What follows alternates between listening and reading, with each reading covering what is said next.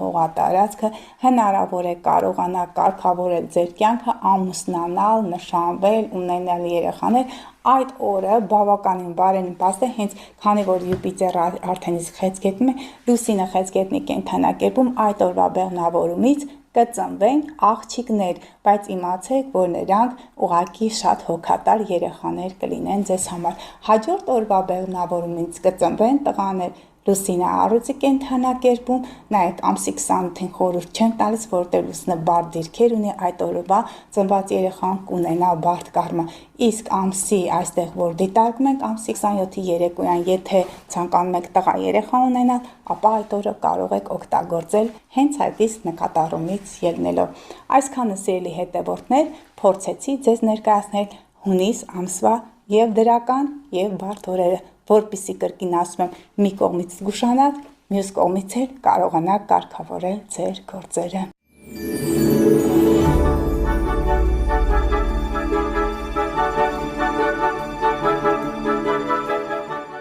Սիրելի հետևորդներ, դե ինչ, գիտեմ, որ բաժանորդագրվում եք ալիքին, գիտեմ, որ կիսվում եք հաղորդումներով, լսարանը բավականին մեծ է, էլ չեմ ասում, թե Facebook-ում որքան ակտիվ եք, Instagram-ը լրիվ այլ ֆորմուլայով, լրիվ այլ կերպ է աշխատում, բայց գիտեք, ձեր բոլորի համար, ըստ ձեր ճաշակի եւ ըստ ձեր նախարարության ես ունեմ հաղորդումներ, ուղղակի պետք է բաժանորդագրվել եւ YouTube-ին, եւ Facebook-ին,